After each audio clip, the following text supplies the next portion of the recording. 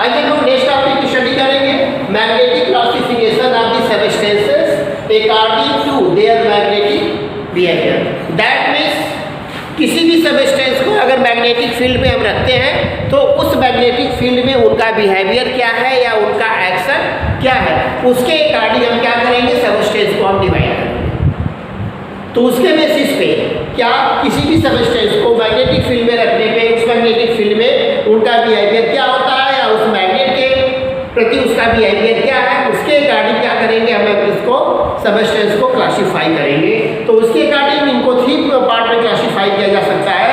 First diamagnetic substance, paramagnetic substance and ferromagnetic substance.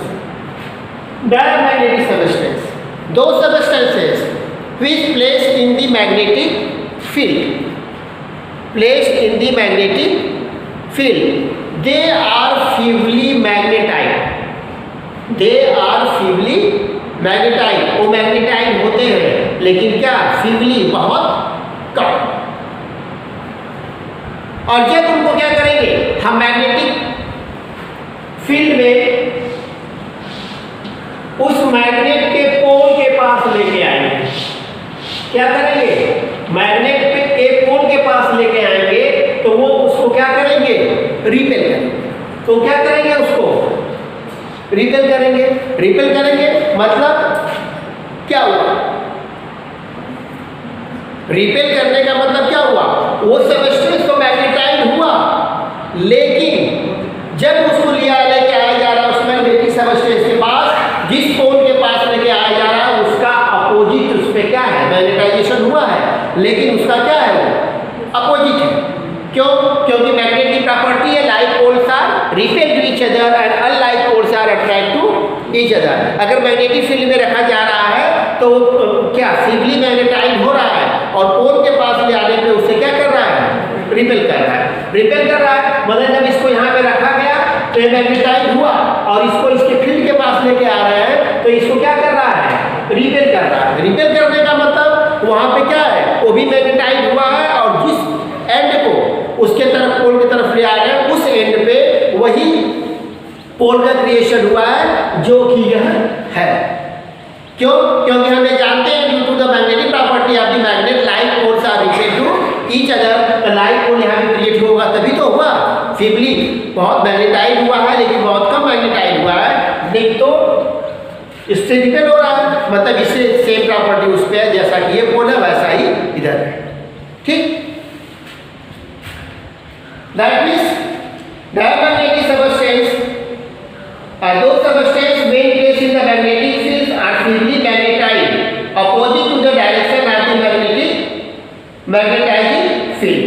When brought close to the poles of the powerful magnet, they are somewhat repelled away from the magnet। These substances are called the diamagnetic substances and magnetism is called the diamagnetism।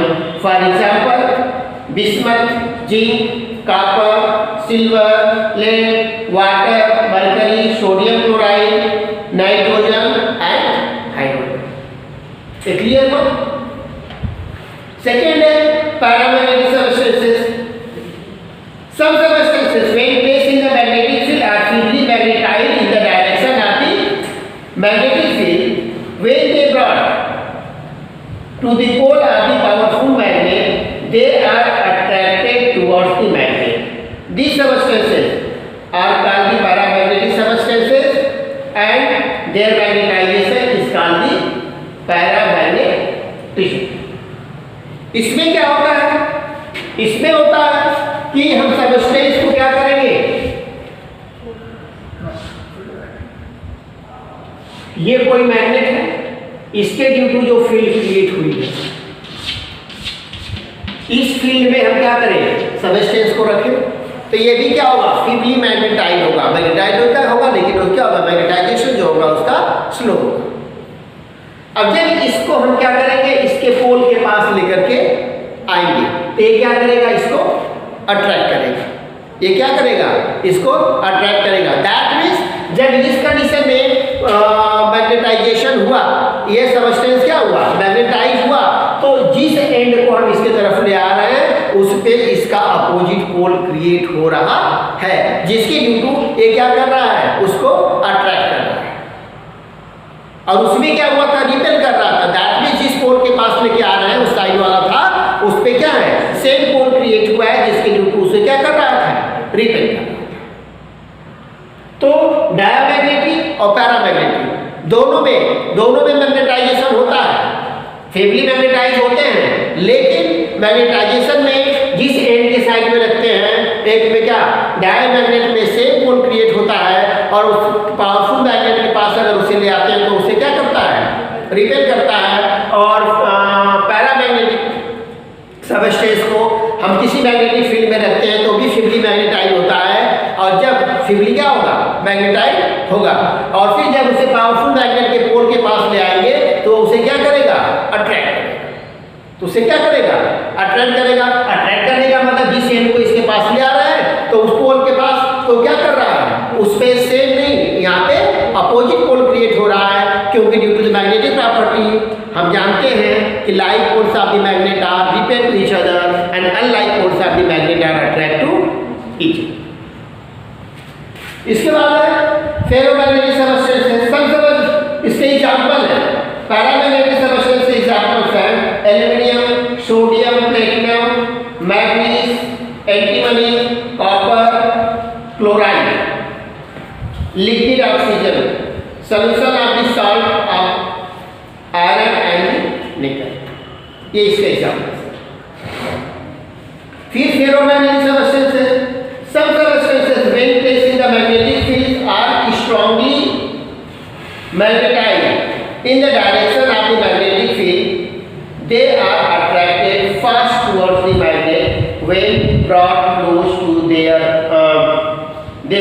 of the pole of the magnet. These substances, इसमें भी क्या होता है, magnetisation होता है, magnetisation होता है।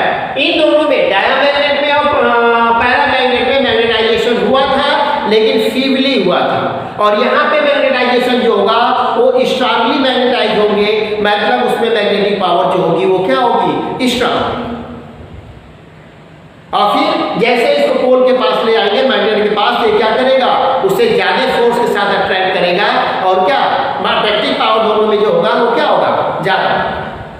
ठीक, क्यों, क्योंकि स्ट्रांग मैग्नेटाइज हुए हैं, तो दो पोल्स यहाँ के भी अनलाइक पोल को जब एक दूसरे से क्लोज लेके आएंगे तो उसे मैग्नेट अट्रैक्शन जो होगा वो क्या होगा, बहुत ही ज्यादा। क्लियर हुआ? इसके इस टाइप के मैग्नेटाइजेशन को हम क्या कहते हैं,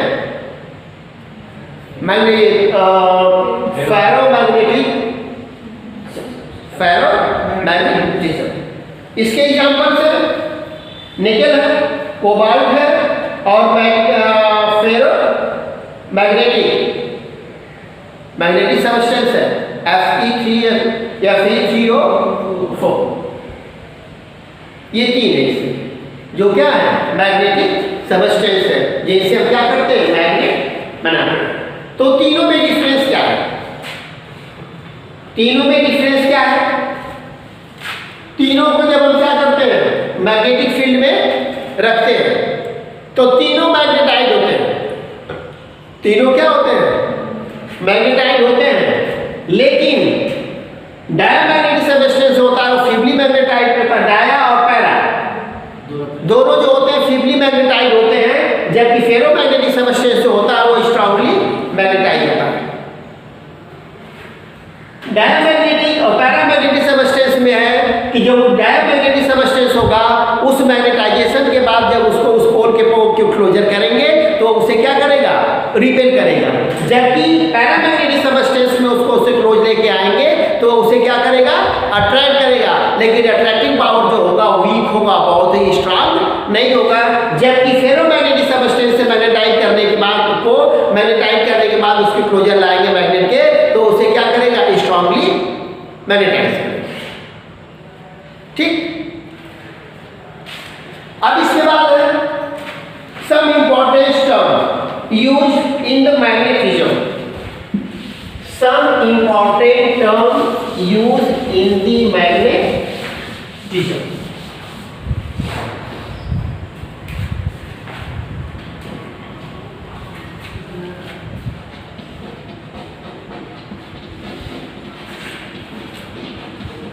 some important terms used in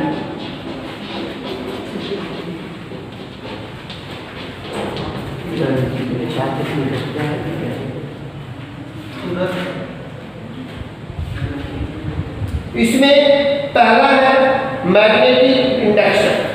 इसका फर्स्ट पॉइंट जो है वो क्या है? मैग्नेटिक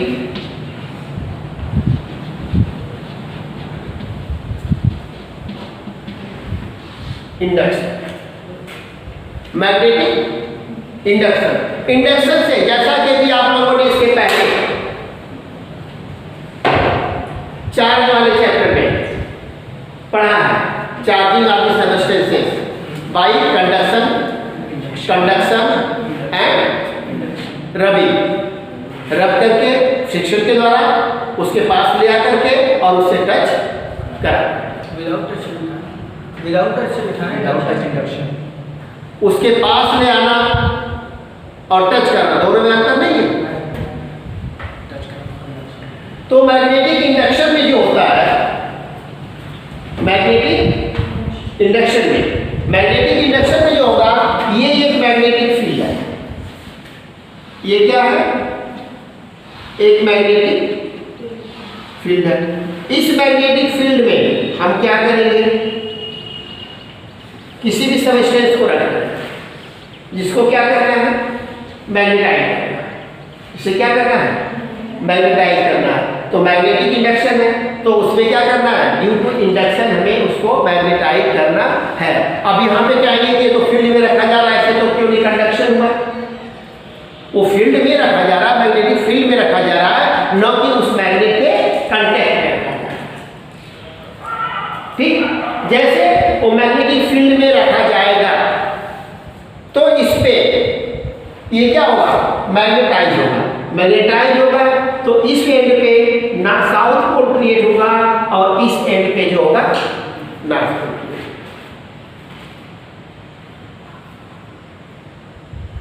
ठीक, अब ये लाइन्स जो इस तरह से है और इसमें जो लाइन्स बनेंगी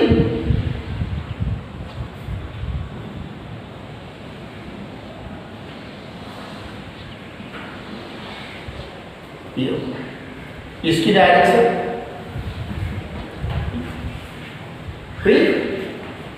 अब यहां पे ये देखा जा रहा है कि जो मैग्नेटिक फील्ड में प्लेस किया गया तो इसमें मैग्नेटाइज हुआ, तो इस पे किस डायरेक्शन में? नॉर्थ पोल, जिधर से रेज क्या हो रही है? मैग्नेटिक फील्ड की डायरेक्शन में, की डायरेक्शन जो मैग्नेटाइजेशन की डायरेक्शन जो है वो साउथ टू नॉर्थ है। जिधर से रेज का हेड है उधर तरफ नॉर्थ पोल क्रिएट हो रहा है और अपोजिट में क्या हो रहा है? साउथ पोल क्रिएट हो रहा है। तो इसकी भी एक मैग्नेटिक फील्ड होगी। जब ये मैग्नेटिक सबस्टेंस है मैग्नेटिक फील्ड में प्लेस किया गया और ड्यू टू इंडक्शन क्या हुआ? मैग्नेटाइज हुआ। जब ये मैग्नेटाइज हो गया तो इसकी भी अपनी क्या होगी? एक मैग्नेटिक फील्ड होगी। तो वो मैग्नेटिक फील्ड जो होगी उसको हम नॉर्थ से साउथ की ओर करेंगे तो एक देखेंगे कि इसकी डायरेक्शन क्या है? इसके अपोजिट में।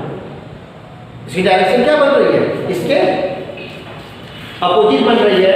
और यहाँ पे अगर यही में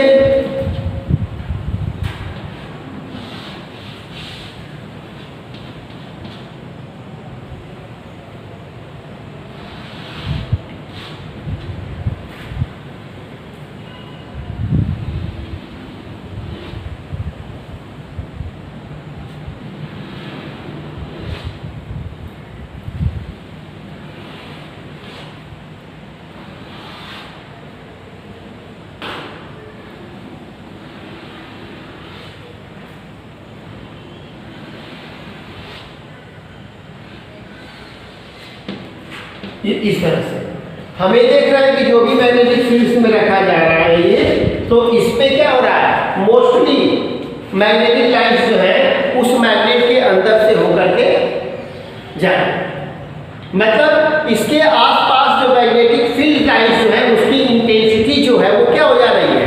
चेंज हो जा रही है। मैग्नेट के पास मैग्नेटिक इंटेंसिटी अलग है और मैग्नेट के बाहर जो दूरी पे क्या है वो अलग है, क्योंकि यहाँ पे यहाँ पे आने के बाद अंदर पूरा कंसंट्रेशन हो गया, तो यहाँ पे कंसंट्रेशन ज़्यादा है, तो यहाँ पे जो per unit area magnetic line fields है वो अलग है, यहाँ पे जो क्या है अलग, दोनों में क्या है अलग अलग है। तो इस कंडीशन में इसको क्या कहेंगे मैग्नेटिक फ्लक्स कहेंगे, मैग्नेटिक फ्लक्स यही है मैग्नेटिक इलेक्ट्रिक फ्लक्स का number of magnetic electric lines passing through per unit area, यहाँ पे number of the magnetic fields line passing through per unit area.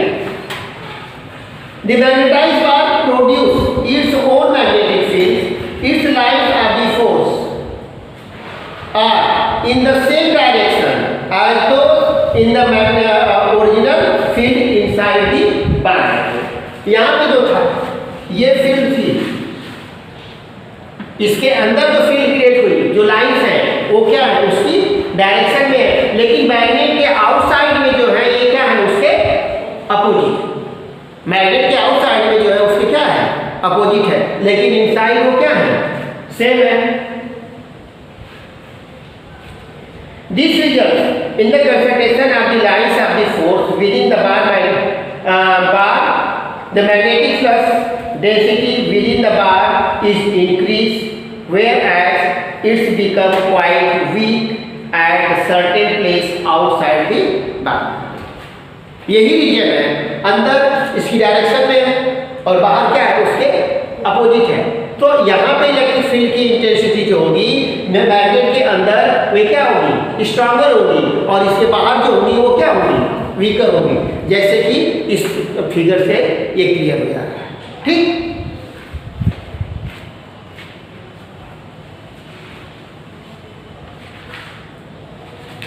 the magnetic lines of the force inside the magnetized bar are called the magnetic lines of induction। The magnetic lines of the force inside the magnetized bar, इनके अंदर जो ये magnetic lines हैं उसे हम क्या कहेंगे magnetic lines of induction, उसे क्या कहेंगे magnetic lines of induction. The number of the magnetic lines of the induction inside the magnetised substances crossing unit area normal to their direction is called the magnitude of the magnetic induction or the magnetic flux inside the substance। इसको इसकी unit जो होती है magnetic field है उसी की intensity है, तो इसको किससे इंडिकेट करेंगे ये वेक्टर क्वांटिटी है v से, इसकी यूनिट क्या होगी टेस्ला होगी, उससे उस छोटी यूनिट कॉस है, या इसी को वेबर पर मीटर स्क्वायर भी कहते हैं, या उसकी एक यूनिट और है इसको टेस्ला भी कह सकते हैं, वेबर पर मीटर स्क्वायर भी कह सकते हैं, न्यूटन पर मीटर पर एम्पियर भी इसको कहते हैं, और इसी की यूनिट क्या है गॉस भी है, एक छोटी यूनिट है, तो छोटी यूनिट है तो 1 गॉस इक्वल टू होता है 10⁴ टेस्ला, या 1 टेस्ला इक्वल टू होगा 10⁴ गॉस।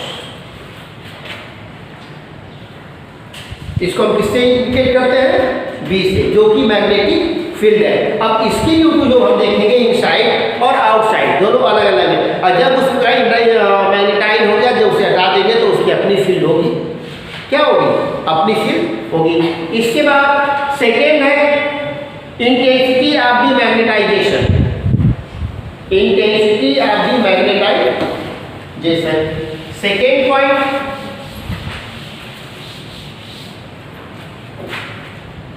बी जो है intensity of magnetization, intensity of magnetization. अब देखिए जैसा कि वर्ड से क्लियर है इंटेंसिटी, इंटेंसिटी मतलब क्या होती है किसी चीज की तीव्रता, हिंदी में उसकी होती है तीव्रता, यानी कितने नंबर पे कितना वो स्ट्रॉन्ग है या कितना वो वीक, कितना वो स्ट्रॉन्ग है या कितना वो वीक है, तो इसको इंडिकेट करते हैं किससे एम से, और इसको इंडिकेट करते थे हम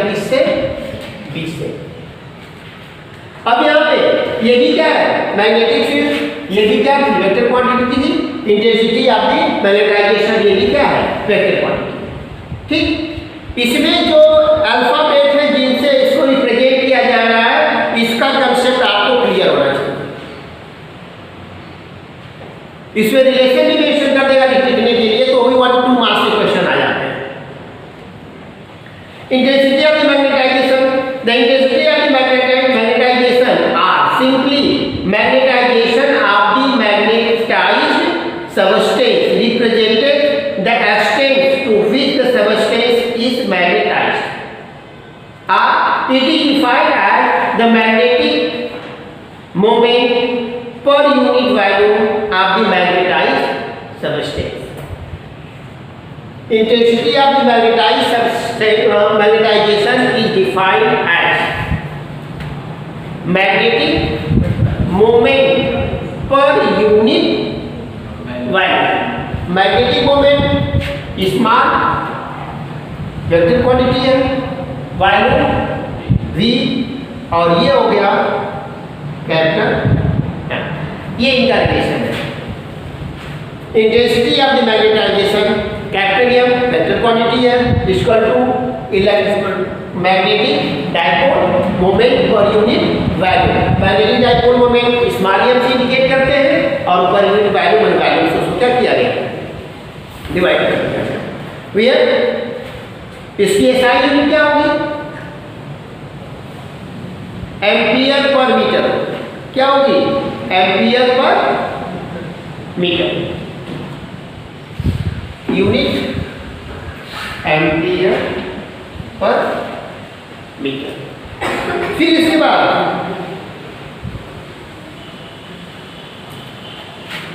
तीसरी प्रॉपर्टी जो है यह है मैग्नेटिक इंटेंसिटी और magnetic field strength. Magnetic intensity और मैग्नेटिक स्ट्रेंथ, इसको इंडिकेट करते हैं किससे, एच है ना, एक्स से। ठीक, ये क्या है, when the substance is placed in an external magnetic field. जब किसी भी सबस्टेंस को एक्सटर्नल मैग्नेटिक फील्ड में क्या करेंगे, प्लेस करेंगे। जैसा कि इसके पहले सबस्टेंस को क्या किया गया था, मैग्नेटाइज किया गया। It become magnetised. The actual magnetic field inside the substance is sum of the external field and the field due to its magnetization. ये क्या है,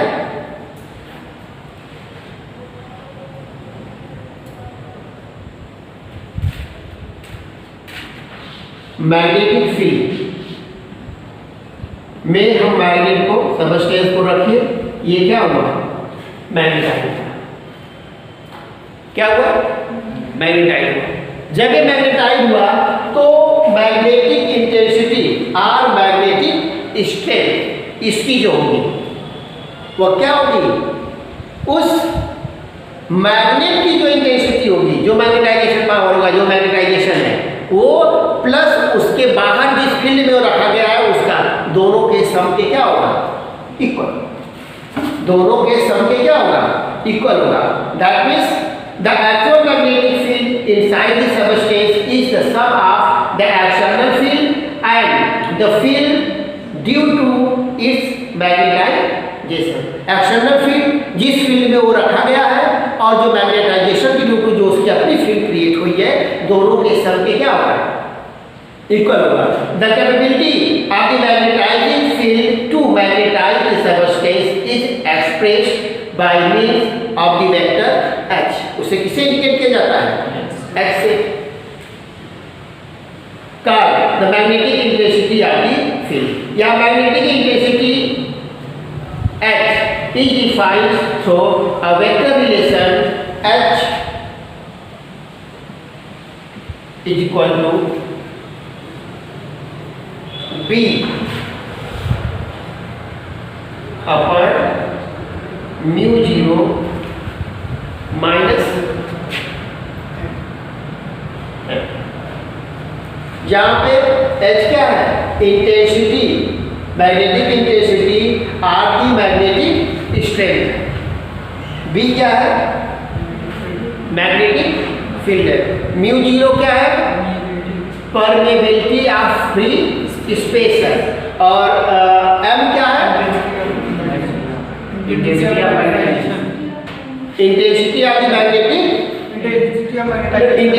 द मैग्नेटाइजेशन, और B जो है मैग्नेटिक इंडक्शन।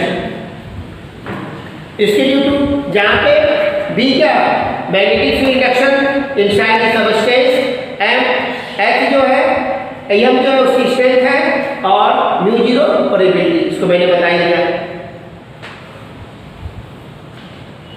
इसकी unit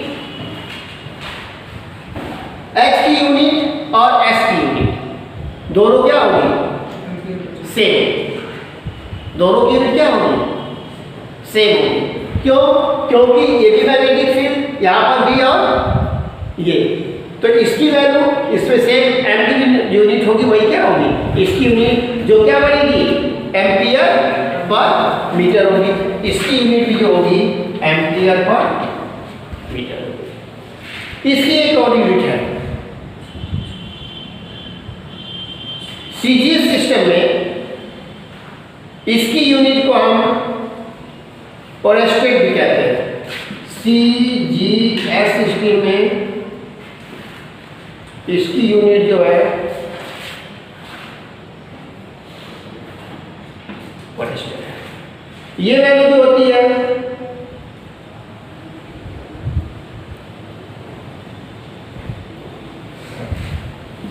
one oersted equal to one Gauss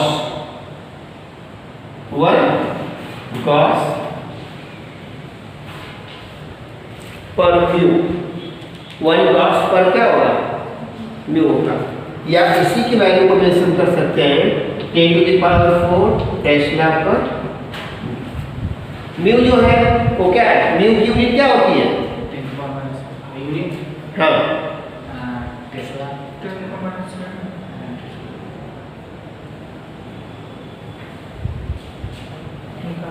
4 पाई 10⁻⁷ होती है। Mu zero upon 4 पाई की वैल्यू जो होती है 10⁻⁷, तो म्यू जीरो की वैल्यू हो जाएगी 4 पाई इंटू 10⁻⁷। मतलब इसकी न्यूमेरिकल वैल्यू जब फाइंड आउट करनी होगी आपको, तो ये क्या लिखेंगे, 1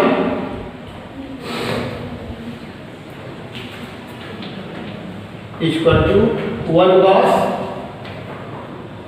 गॉस पर न्यू है, तो उसको गॉस में कन्वर्ट करेंगे तो ये हो जाएगा 4 पाई इंटू 10⁻⁴। ये क्या हो गया, गॉस हो गया, ये वैल्यू ऊपर चली गई, ये हो गया 1 2 3 4 इंटू 3.14। अब इससे कैसे करेंगे, अब इसको डिवाइड करने के बाद जो वैल्यू आएगी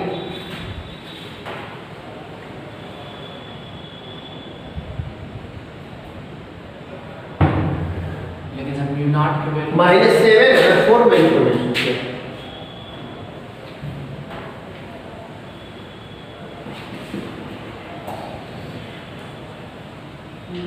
इसकी लिखो आएगी, और वही तो किसमें होगा, अगर इसी को करें तो इसी को लिख सकते हैं 10⁻⁴ टेस्ला अपॉन 4 पाई इंटू 10⁻⁷। तो ये वैल्यू इसके अकॉर्डिंग इसको भी हम कैलकुलेट कर सकते हैं, ठीक, कैलकुलेशन आप कर सकते हैं।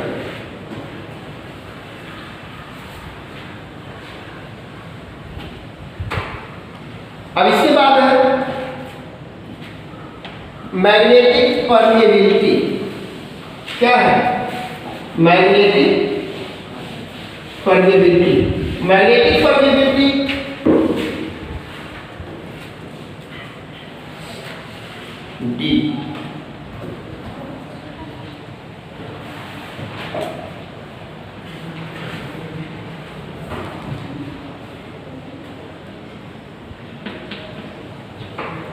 Magnetic permeability. मैग्नेटिक परमेबिलिटी को हम इंडिकेट करते हैं न्यू से। किससे इंडिकेट करते हैं? न्यू से। तो magnetic permeability of the substance is measure of its conduction of the magnetic lines of the force through it. मतलब उससे कितनी मैग्नेटिक लाइंस जो है उससे क्या कर रही है? पास हो रही है। That is defined as the ratio of the magnetic induction B inside the magnetized substance to the magnetic intensity H of the magnetizing field.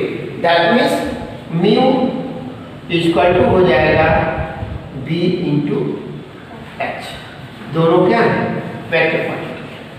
तो म्यू 0 B अपन H होगा, जहाँ पे B क्या है? Magnetic induction inside the magnetized substance, और H क्या है? Magnetic intensity. तो मैग्नेटिक परमेबिलिटी जो होगी इसकी कोई यूनिट बन रही है?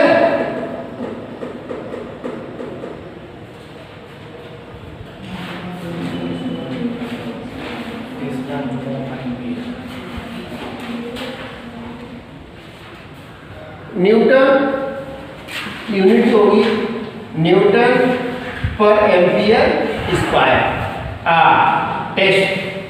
टेस्ला पर मीटर पर एम्पियर, पर मीटर पर एम्पियर।